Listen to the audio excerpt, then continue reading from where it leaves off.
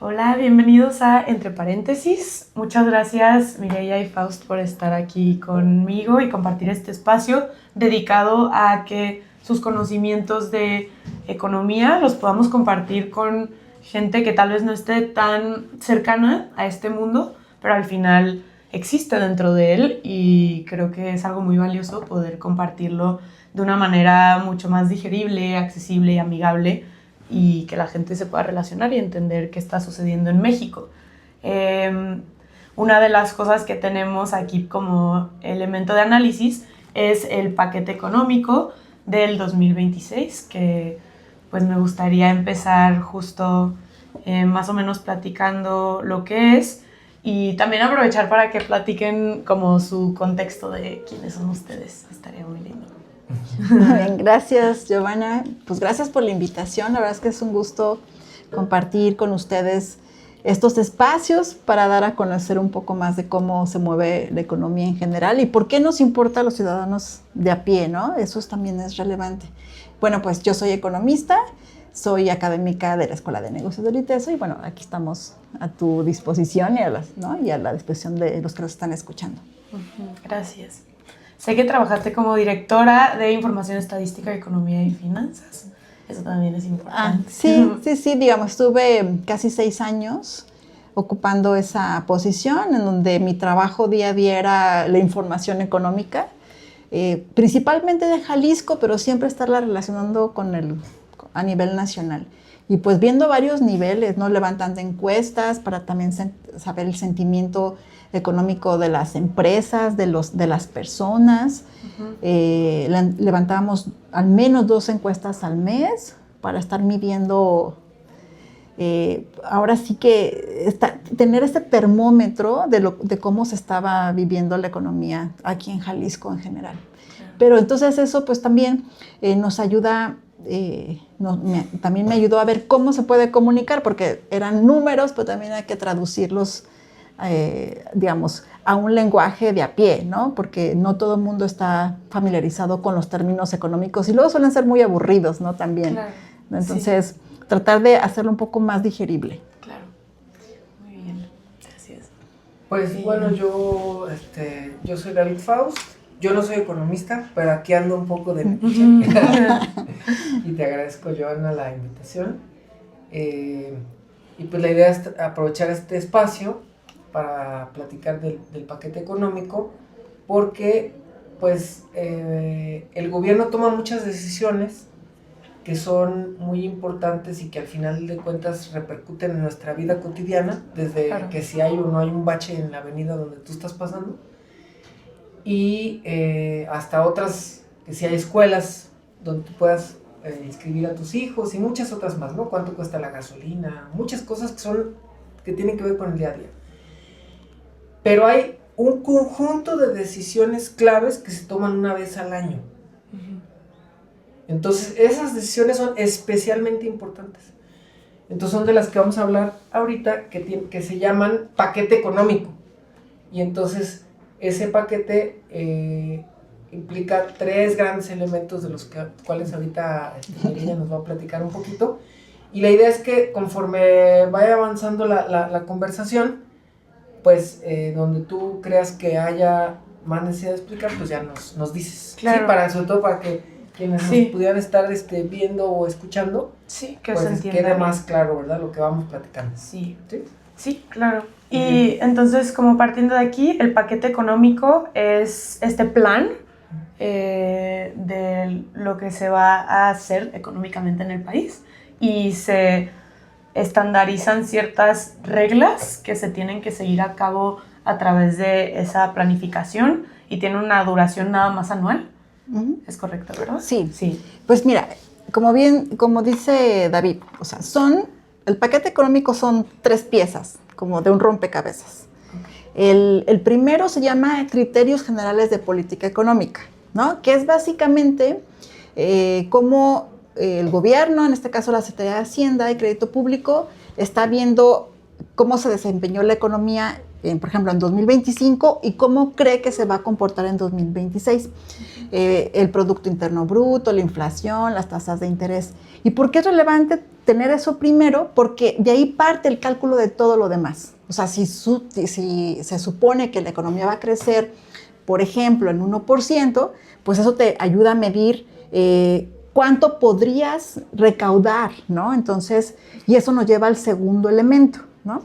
El segundo elemento, o la segunda pieza del paquete económico, es la ley de ingresos, ¿no? Que básicamente lo que nos dice es cómo el gobierno federal va a hacerse de ese dinero que después se va a gastar. Pero básicamente la ley de ingresos te dice cómo se va a recaudar, cuáles son los impuestos que se van a aplicar, si hay nuevos impuestos o no, por ejemplo. Y también, o sea, eso se llaman ingresos presupuestarios, pero también hay ingresos no presupuestarios que son básicamente el cachito que va a venir de la deuda, ¿no? Para completar el gasto. Entonces, esa es la ley de ingresos. O sea, por un lado son la recaudación de impuestos, su aplicación de cómo, en qué se van a utilizar ese dinero que se está recaudando los ciudadanos como gobierno, y el dinero de la deuda es tal cual un crédito externo. Sí, y también van a ser ingresos, porque en esa parte van a ser ingresos. Y la gente que se preguntaría con quién estamos endeudados, ¿qué podríamos responder aquí? Bueno, ahorita vamos a esa parte si gustas. Sí.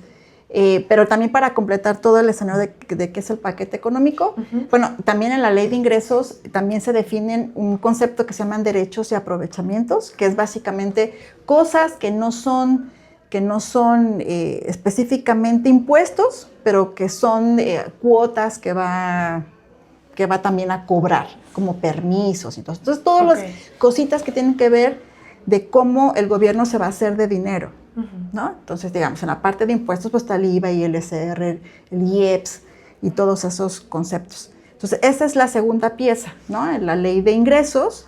Y luego está la tercera pieza, que es el presupuesto de egresos de la federación, que ahí donde te dice cómo se va a gastar ese dinero, ¿no? Entonces, esos son los tres, digamos, el triángulo, las tres piezas del triángulo. Claro. Y ya en la parte de egresos, pues ya te dice, bueno, cuánto se va a destinar a salud, cuánto a educación, cuánto a pagar parte de la deuda, porque todo está vinculado, ¿no? Y cuánto se va a ir, no sé, a todas las secretarías, ¿no? Y ahí también ya tienen conceptos un poco más complejos porque los tienen que contabilizar con ramos. Entonces, el ramo de salud, el ramo de educación, el ramo del IMSS, del ISSSTE, ¿no? Entonces, tienen números, hasta 53 números, los renglones, de rubros de esas dependencias que van a ejercer ese gasto, ¿no? Entonces, esas son las tres piezas de rompecabezas. Y luego, ya entrando a detalle, bueno, igual, ¿por qué es importante? Porque conocerlo, porque no solamente la parte de recaudación nos afecta como ciudadanos. Claro, pues es nuestro dinero pagando impuestos exactamente. Y su utilización en el país. Y segundo, la parte de los egresos te habla de las prioridades que tiene el gobierno federal. Claro. ¿No? Ahí se ven las prioridades. ¿Dónde pones el dinero?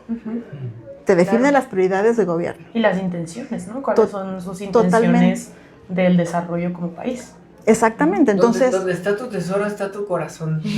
Justamente, ¿no? Entonces tú gastas lo que más te interesa, claro. ¿no? Entonces ahí ya entran ya detalles de, pues, dónde se va a destinar. Y la otra, que también David nos va también a profundizar, en que, pues, hay un ingreso limitado que te permite gastar más o menos, y pues te va reduciendo tu margen de maniobra para otros rubros. Entonces, David, no sé si quieras ahí intervenir. A lo mejor empezar, los que estamos, digamos, atrapados en la nómina y que nos cobran muchos impuestos, porque sí, los que estamos atrapados en la nómina, pues te dan, digamos, como decimos luego, un sablazo cada quincena. Tenemos la percepción de que en México se pagan muchos impuestos, pero en realidad el nivel de recaudación del gobierno federal es muy bajo. comparado, ya no digamos con Suecia, con Suiza, ¿verdad? Con Finlandia, con Dinamarca, como luego se bromea un poco, sino comparado con países latinoamericanos, incluso con Brasil, por ejemplo.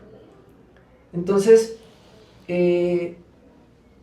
eso quiere decir que lo que alcanza a recaudar el gobierno federal, que luego tiene que repartir a los estados y municipios, una parte, es realmente muy poco, ¿sí? Y en esta ocasión se está proponiendo como parte de la ley de ingresos, y ya fue aprobado, un conjunto le llaman miscelánea fiscal, ¿sí? Como, vamos a decirlo así, como pedacera fiscal, ¿sí? Entonces son algunos impuestos especiales al tabaco, a bebidas azucaradas, a las apuestas y a videojuegos violentos, que van a recaudar menos de 150,000 millones de pesos.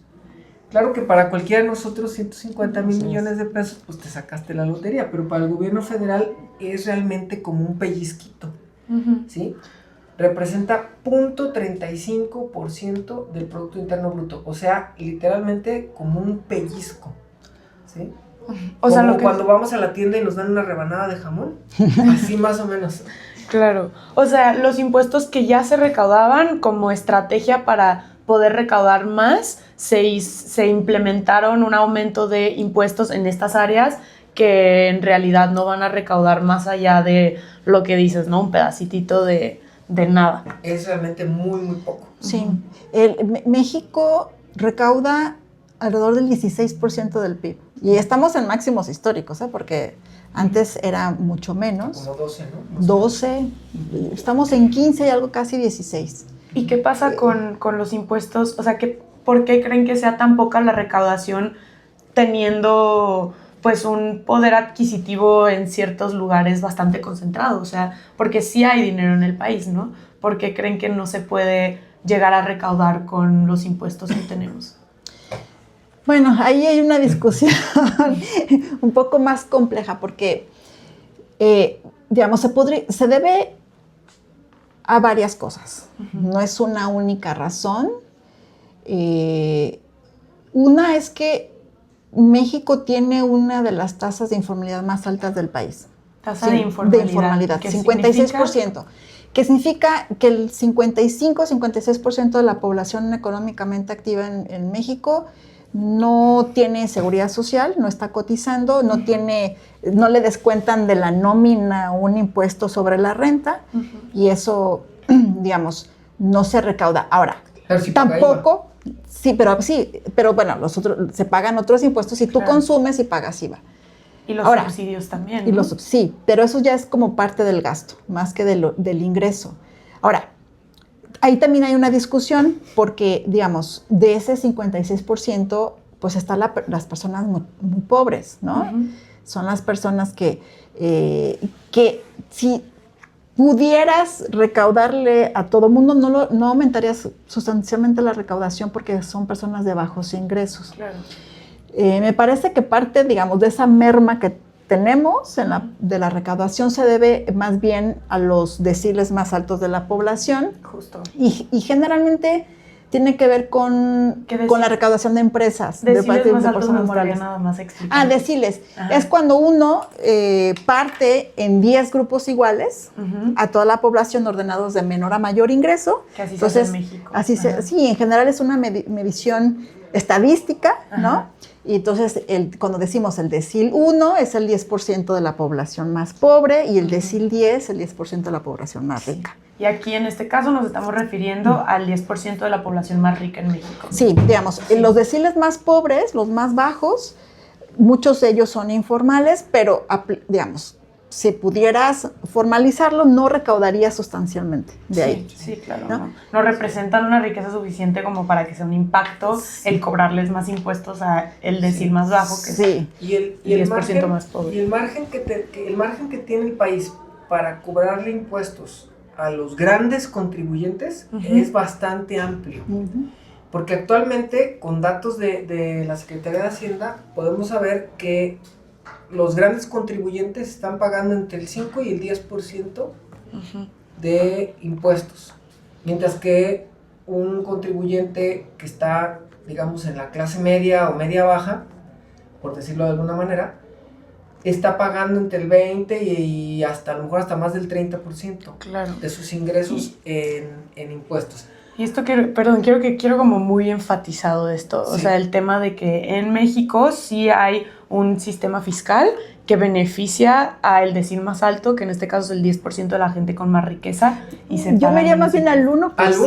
1%. Al 1%. Al 1%. Sí, Sí. exactamente, Ok, al 1%, porque dentro del 10% Al interior hay mucha desigualdad. hay mucha desigualdad, hay mucha dispersión. Claro, sí, Entonces, la gráfica de la nada, la riqueza se acumula, o sea, Sí. exponencialmente en el 1%. Justo, 1, del decil. 2%, pero el 1, ahí están, digamos, los grandes empresarios, los grandes contribuyentes, ¿no? Que de ahí también encuentran la forma legal, porque obvio, esto no, o sea, el sistema está así diseñado, donde pueden tener algunas exenciones fiscales para reducir la parte que pagan también de los impuestos. Yo también quiero mencionar lo siguiente.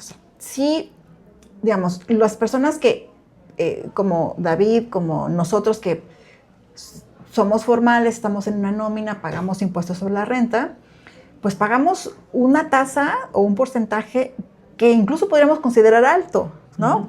Nos descuentan y digo, "Ay, ¿qué es esto? Nos están bajando mucho de impuestos". Pero también hay que tomar en cuenta que comparado con otros países, la tasa impositiva también es baja. En países europeos, por ejemplo, el impuesto sobre la renta Sí, puede ser de altísimo, llegar hasta el 40-50%. ¿Sí? Y el IVA puede llegar hasta el 21% o más. Hay otros impuestos que cobran, por ejemplo, Reino Unido, que es un impuesto que se llama TV License. O sea, te cobran un impuesto por tener televisión, por cada televisión. O sea, son sistemas tributarios que son mucho más fuertes, más agresivos, que por eso tienen niveles de recaudación mucho más altos. Pero eso también, digamos, va vinculado con lo que ofrecen, ¿no? Claro. de cómo lo van gastando. Los servicios son de Claro. altísimo nivel. Servicios, No, y la exacto. infraestructura pues es evidente, es ¿no? diferente. Entonces, Sí. digamos, lo que ha logrado también estos tasas de impuestos muy elevadas en esos países es que también obliga a las personas a fiscalizar más a sus gobiernos. Decir, oye, me estás cobrando 40, 50% del impuesto sobre la renta, pues eso me tiene que redituar en servicios de salud, ¿no? Y como digamos, ahora en Dinamarca te dan servicios de salud, te dan un transporte público de primera, educación de primera, y entonces, digamos, todo esto va todo junto con pegado, digamos, va todo amarrado. Y creo que hay un factor que es como también el hecho de que la gente en México no se siente en confianza con su gobierno, ¿no? También creo que si ahorita le propones al mexicano en general que vamos a subir las tasas para recaudar impuestos, pero va a mejorar la infraestructura, la primera reacción 100% es de rechazo por esta falta de... ¿Corrupción? Sí, por corrupción. Pero fíjate, yo quisiera enfatizar algo.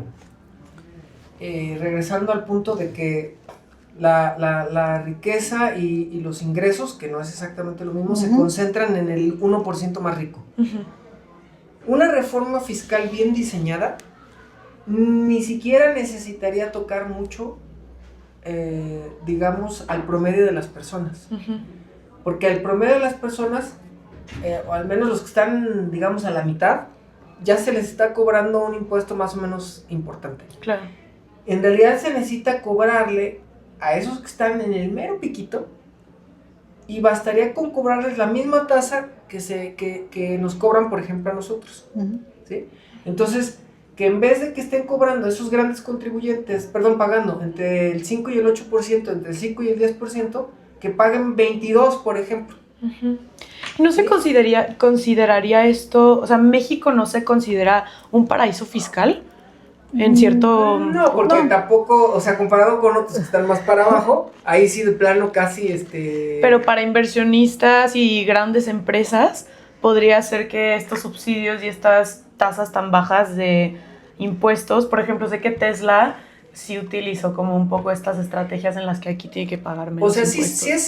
sí es cierto que desafortunadamente México le apostó desde como los 80s a un modelo económico de atraer inversiones extranjeras Ujú. para maquilar, basado en mano de obra barata, bajos impuestos y, ¿cómo se llama? Y cierta permisividad, digamos, para contaminar. Ya, como incentivo de inversión Como extranjera. incentivos, la verdad, perversos para atraer inversión extranjera. Ya. Ahora, hemos visto que el modelo tampoco ha funcionado para crecer mucho. Hemos crecido. No, pues es fuga de capital al final también, ¿no? Siento a largo plazo. Y además hemos crecido realmente a tasas muy bajas. Muy bajas. O sea, en los últimos 20, 30 años hemos crecido cuando mucho 2, 3%, pero en general 1% y hasta menos. ¿Sí? Ahora, no quiero quitar el dedo del renglón de la reforma fiscal. Una reforma fiscal bien pensada, bien diseñada, bien discutida, incluso tendría la aprobación de la mayoría de las personas.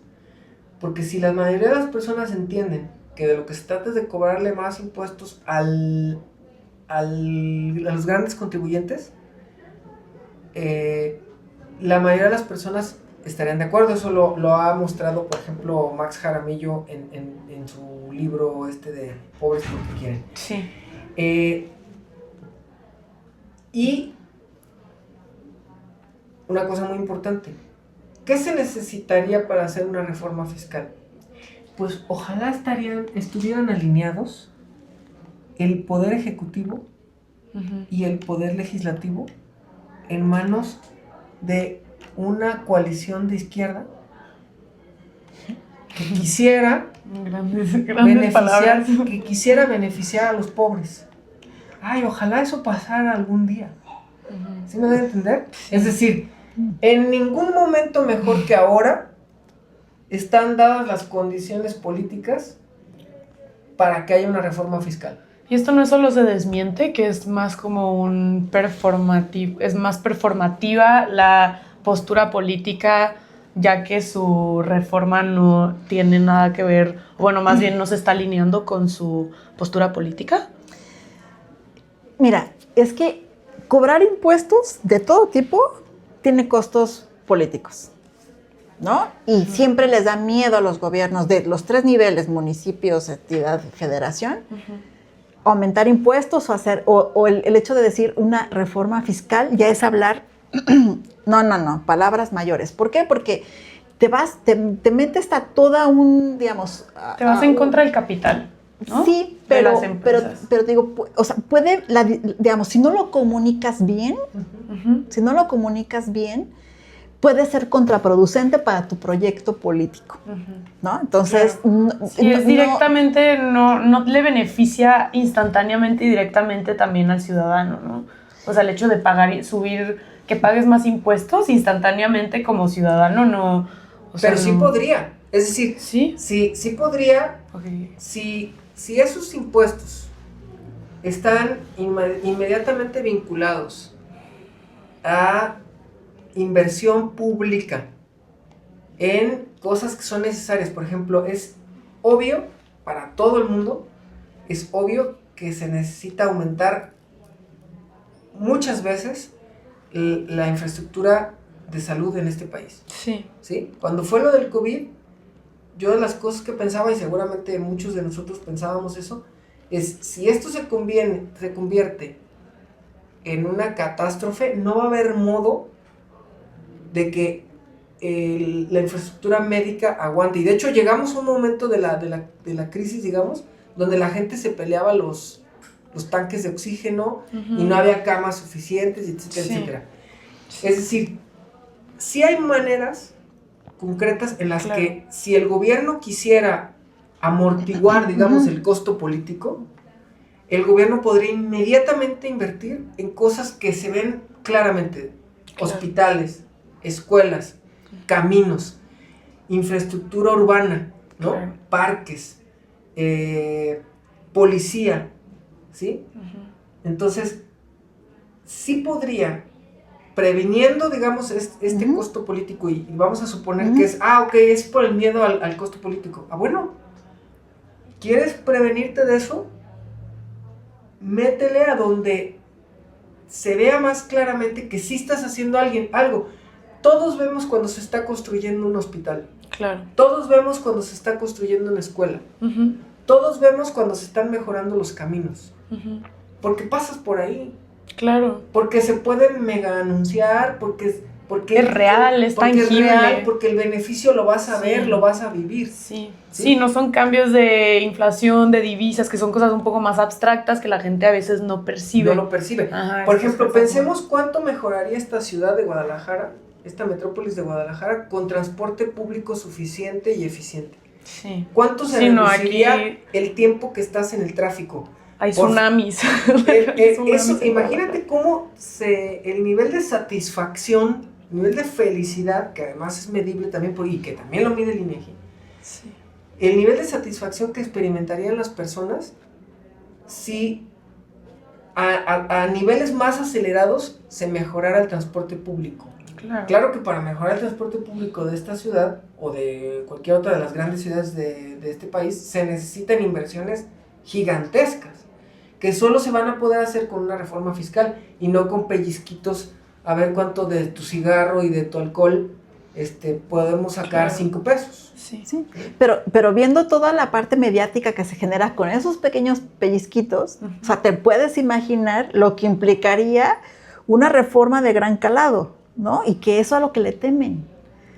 O sea, ya tienen el poder legislativo, el ejecutivo y hasta el judicial, pero no aún así hay una visión también de muy corto plazo de los gobernantes. No les interesa, no les interesa la visión de largo plazo de los países, sino del país, sino solamente de aquí a la siguiente elección. Claro.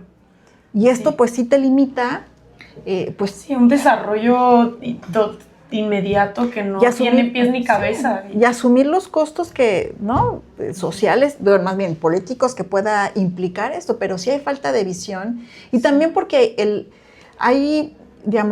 nivel de percepción de la corrupción es tan alta que también, la confianza que tenemos los ciudadanos de que puedan hacer algo bueno con esa recaudación nueva que se pueda dar, sí. Sí, a eso me refería con la noticia al ciudadano, que no me refería a que no sea beneficiable como el pagar los impuestos, sino la percepción. Y también, mira, creo que algo muy importante que dijiste fue ya tiene el poder ejecutivo, judicial, o sea, ya tienen los 3 poderes y aún así le temen. Igual creo que aquí estaría muy bien explicitar a qué le temen o qué es esa otra cosa que tiene tanto poder a lo que se están yendo. ¿Crees que es directamente al ciudadano como tal, México como tal, inversiones extranjeras, Estados Unidos, o sea, la dependencia con países externos? Como que es ese otro al que el gobierno le teme, sí, también poder. Bueno, pues es de todo un poco. Digo, no sé aquí David también si quisiera abordar en este punto, pero esto tiene que ver con muchos factores. Primero, pues, decir, bueno, vamos a aumentar impuestos, aunque digas, es al 1% de la población, pues, toda la campaña mediática que se pueda dar, decir, bueno, pero somos los que generamos el empleo en este país, ¿no? Entonces, vamos a tener que despedir a gente porque los costos nos van a aumentar. Uh-huh. Y entonces, esta también, esta posibilidad, ¿no? De que fueran a salir inversiones y dejar, aumentar el desempleo, eso puede ser un factor. Son los riesgos que hay. Sí, pero pues hay otros. Sí, ahora, todos nosotros que manejamos dinero, así sea poquito, pues sabemos cómo es el manejo de dinero en un hogar. Es decir, tú tienes un cierto margen de ingresos. Uh-huh. Y tú tienes que comprar la despensa y tienes que gastar en el transporte o la gasolina según lo que uses, ¿verdad? O una combinación. En fin, tú tienes tus gastos. Uh-huh. Si tú te pasas de lo que ingresas, esa diferencia tú la tienes que cubrir de alguna manera. Uh-huh. Entonces tú o sacas dinero, cosas a crédito, ¿no? O te endeudas con algún vecino o alguien que te preste dinero con el banco o con la tarjeta de crédito o algo. El gobierno federal y los gobiernos en general es igual. ¿Cuáles son las alternativas que tienen los gobiernos para hacerse de dinero? Cobrar impuestos y derechos y aprovechamientos, como ya hace un rato comentaba Mireya. Antes se imprimían billetes, pero ya no se puede porque eso está bajo el control del Banco de México, y qué bueno, porque entonces es muy difícil que suba la inflación. El Banco de México está constantemente vigilando eso, y eso es muy bueno que continúe de esa manera, que el Banco de México sea autónomo. Entonces ya no, imprimir billetes ya no, y deuda. Entonces cuando no se pueden imprimir más billetes y cuando no se quiere hacer reforma fiscal, lo único que te queda es endeudarte más. Que es lo y que por eso se duplicó la deuda. No estoy seguro en qué monto se ha aumentado. Sí, fíjate, en el 2000, digamos, si hablamos de pesos, o sea, en números absolutos, pasó en 2018 de 10.6 billones de pesos corrientes a lo estimado en 2026 a 20.26 billones de pesos. O sea, en términos nominales y en términos absolutos, sí se ha duplicado. Sí. Pero, digamos, cuando hablamos en términos relativos, como lo hacemos como porcentaje, por ejemplo, del Producto Interno Bruto, de nuestro tamaño en la economía, no se ha duplicado. Sí pasó en el 2018 de 43.6% del PIB a un estimado de 52.3% del PIB para 2026.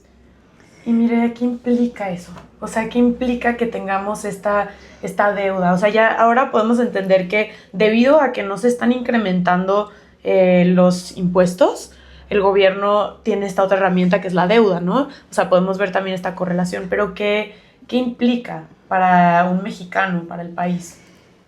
Bueno, varias cosas. Este endeudamiento te reduce el margen de maniobra. O sea, es dinero que tienes que pagar tarde o temprano, pero si no lo pagas se va acumulando. Pero lo que sí tienes que pagar año con año es lo que se conoce como costo financiero de la deuda, que son los intereses. O sea, aunque tú no le metas, como cuando uno se endeuda con la tarjeta de crédito. Aunque saldo tú, mínimo. Sí.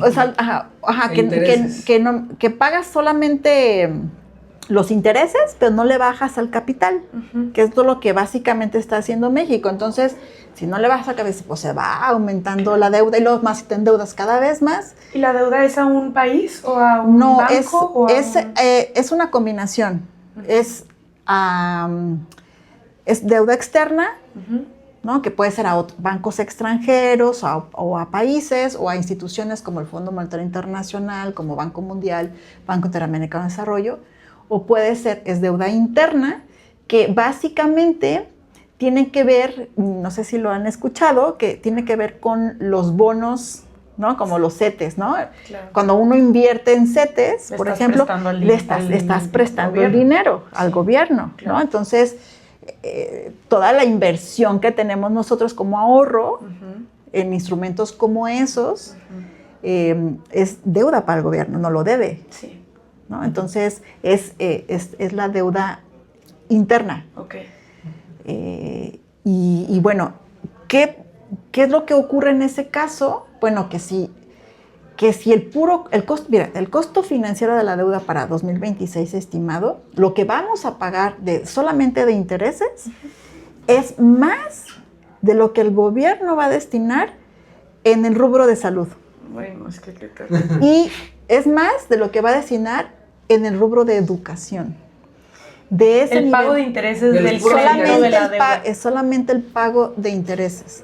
Y esta, digamos, ese sería el segundo año consecutivo, pero ahorita ya es mucho más alto, porque fue en 2025 y en 2026 es estimado que por primera vez el costo financiero de la deuda supera rubros tan importantes como esos. Sí. También como para dimensionar, si no me equivoco, este monto que dijiste de la deuda equivale como a 2 años seguidos de todo el gasto del gobierno federal, ¿no? Sí, son como, es 20 el costo billones. financiero... No, el costo No. el monto de la deuda. El monto de la deuda es el 50% del PIB, 52% del PIB. Ujú. Toda la deuda, toda Ajá. la deuda. El costo financiero de la deuda Entonces, es para, digamos, como para tratar de 4% comunicarlo, del PIB. es como la mitad de todo lo que producimos en un año, Es lo que se debe. ¿verdad? Es lo que se debe, la Es lo mitad que se de lo debe. que de todo lo que producimos. Y el servicio de la deuda o el costo financiero de la deuda, es decir, los intereses, Ujú. equivalen, ¿sí?, a como 11 veces lo que se va a recaudar con estos nuevos impuestos. No. 11 veces, nada más el O interés. sea, tu ROI está en negativos, está en menos 11. ¿Sí? Sí. Está Menos 11 para que de tengamos inversión. idea del margen de endeudamiento. Sí. Y el margen de endeudamiento, o el nivel más bien de endeudamiento que traemos, también es un indicador de la negativa a hacer reforma fiscal. Es decir, Sí. dado que sigues gastando y dado que no puedes imprimir billetes como antes, Ujú. la única otra cosa que puedes hacer es endeudarte. Y como es un plazo a corto plazo de también Hay el diferentes gobierno. plazos, ¿eh? Ajá. No, pero el gobierno, pues al final el es gobierno como, lo ve sobrevivir Claro. Mi sexenio. Mi sexenio Pues ya de aquí a está, las me anda. elecciones. Sí. Ya. Sí, totalmente. Sí, están como se dice, pateando el bote Claro, al próximo. para el próximo. Claro. Ahorita lo que interesa es gastar, tener acceso al poder. Sí, que todo se vea muy bonito, que te se vea muy bien. Sí, y bueno, digamos, para también, regresando un poquito para poner un número al costo financiero de la deuda, el pago de solamente de intereses en 2026 va a ser del 4.1% del Producto Interno Bruto. Solamente el pago de intereses. Sí, qué locura. Sí. Y yo tengo una duda. Sí. Como ya entendiendo cómo funciona, bueno, es que no, mi duda está muy amplia. Venga, Mi venga. duda era cómo le hacemos, pero Sí, creo que a es ver, una duda espérame, nada más también otro, digamos, Aterrice. para seguir dimensionando lo de los intereses, Ujú. es la cuarta parte de lo que recauda. Ujú, O sea, 1 de cada 4 pesos Ujú. se va al servicio de la deuda. ujú. Al servicio de la deuda, o sea, nomás pagar intereses. Sí, 1 no. de cada 4 pesos. Sí.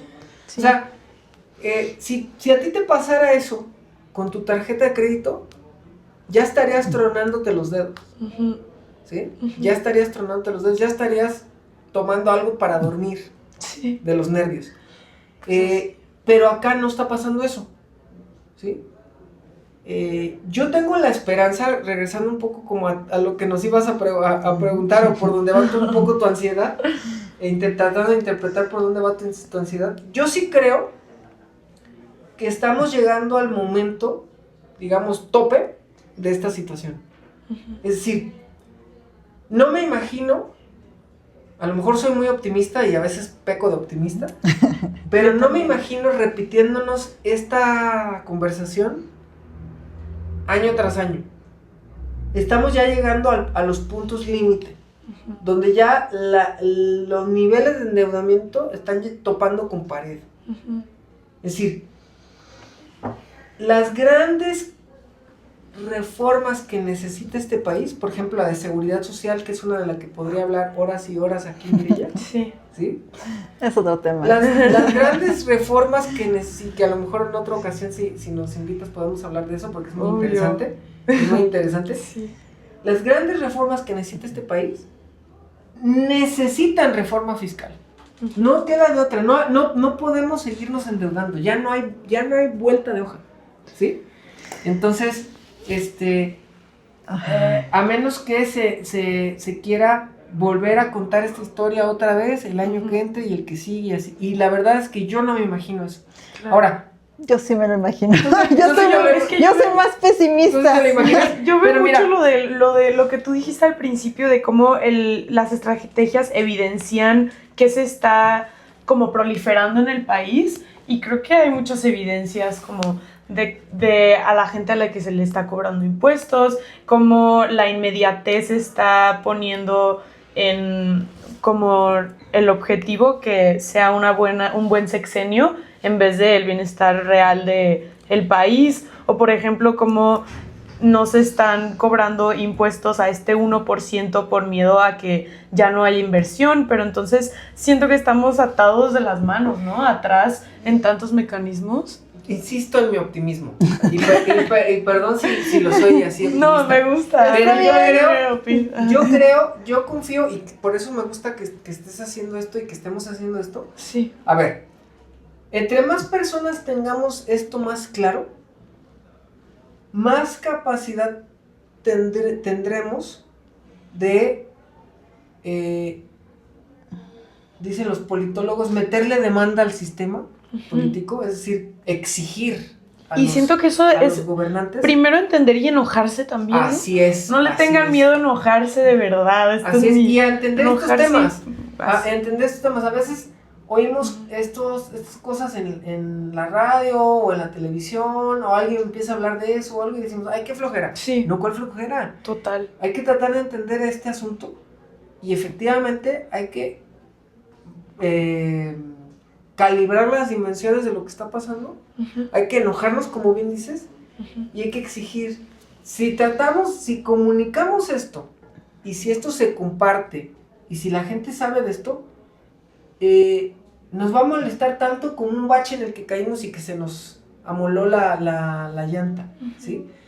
El problema es que como es de unas dimensiones tales y es una abstracción tal que a veces no lo alcanzamos a visualizar. Sí, se escapa del día a día. Sí, totalmente. Pero es igual o más grave que esa llanta que se te ponchó por culpa de que no repararon el camino. Claro.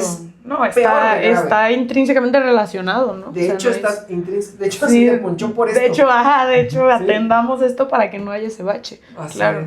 Así es. Sí, bueno, qué bueno que... Gente optimista, Son como mis dos, es como el angelito y el diablo, ¿no? Es que la verdad es que sí se necesita. Pues estoy de acuerdo con David, o sea, tenemos que tener esperanza. Sí. Yo soy un poco más pesimista, porque pies en la tierra. Está muy difícil que en el corto plazo eso vaya a cambiar, porque necesitamos...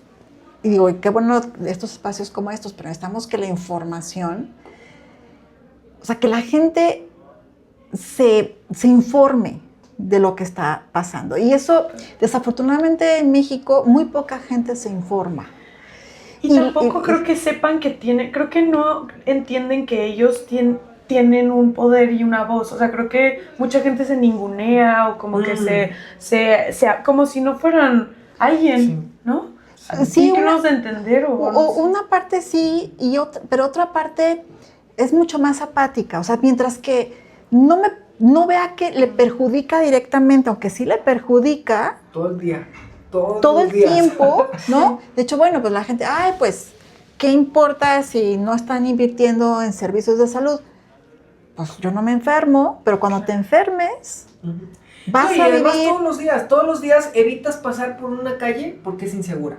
Claro. Totalmente. Evitas salir hacia, por ejemplo, lo fragmentado de la ciudad. Yo que tomo transporte público, me siento como la Cenicienta porque hasta cierto punto, hasta cierta hora yo puedo estar en la calle y después ya no, porque yo tengo que tomar el camión. Todos los días me veo limitado, todos los días mi libertad se ve restringida por estos márgenes que grupos políticos han decidido por mí. Claro. Sí, al punto de que justo no puedes elegir cuándo moverte y cuándo no moverte. ¿Y a dónde? Y esto que dices de sentir tan fragmentada la ciudad, hay lugares que a mí me resultan inaccesibles si me quiero mover en transporte público. Claro. O sea, ¿es en serio que me voy a tardar 1:30, 2 horas en ir a tal lugar? Pues no voy. Claro. Me invitan a fiestas y no voy. Quiero ir a parques y no puedo ir. ¿Sí? Y eso lo vivo yo todos los días. Claro, digamos, yo tengo los elementos para establecer la conexión entre eso que vivo todos los días y estas cosas estructurales. Y la idea es que comuniquemos eso a las personas de a pie para que digan, claro, esto me está pasando porque estas personas no quieren tomar estas decisiones. Las tienen todos, hoy por hoy, tienen todos los elementos para tomar esa decisión. Todos. Pueden hacer ese cambio mañana. Pero falta voluntad política. Tenemos que exigir. Tenemos que ser más ciudadanos, o sea, informarnos y exigir. Total. Porque si no nos involucramos, Totalmente. o sea, totalmente. ser político no es estar en la política, es ser ciudadano y exigir. Entonces Claro. hay que exigir. Claro. Te digo, pero eso toma tiempo. Toma tiempo, también viene de un sistema educativo que está débil, que ha sido mermado por muchos años y que no nos ha enseñado a ser ciudadanos. Entonces, yo sí puedo tener esperanza, pero no creo que sea No tan inmediato. inmediato. Yo creo que vamos a estar yo hablando el siguiente Por año. una reforma fiscal progresiva. Yo creo que vamos a estar el siguiente año hablando de esto. Perdón, David. Esperemos que no. Yo tengo una esperanza generacional. O sea, porque creo que hay cosas que es difícil cambiar en una misma generación porque ya están muy como inherentes o institucionalizadas en la mente de las personas, Sí. normalizadas. Y creo que ahorita tengo una esperanza generacional en la que esta generación esté dispuesta a ver las cosas diferentes, que sea evidente lo que está pasando. Igual por eso se me hace tan importante como evidenciar, y ya que se evidencie, pues tenemos ganas de, no le tenemos miedo al cambio porque no hemos tenido nada concreto todavía como ideología, como herramienta de trabajo, o sea, estamos empezando. Entonces siento que esa flexibilidad, aquí yo todavía no llevo años con una postura política, ¿no? Estoy muy abierta, o sea, como generación estamos abiertos a tomar decisiones, aprender, absorber, escuchar, ¿no? Y el hecho de poder tomar o sea, ponerse el saco de que realmente sí ya nos toca, ¿no? A Sí, me nosotros toca, sí, empezar claro. a Ustedes ver les toca. con esta preposición, o sea, con esta postura abierta de que todavía no tengo nada decidido, me da esperanza a, pues, hacer las cosas distintas. Ese es mi discurso Sí, de ustedes son nuestra esperanza. Sí. Muy bien. Sí. Muy bien. Pero, pues bueno, creo que a mí, o sea, yo aprendí muchas cosas, aunque ya lo tenía muy claro, aprendí a las conexiones mucho más claras, y les agradezco mucho. A la orden, a la orden. Es un por placer haberme estar compartido contigo. a nosotros, a todos esto. Gracias. Sí, muchas gracias. Gracias. Un gusto. Gracias. Gracias por la invitación. Sí. Sí, gracias. Bye. Eh.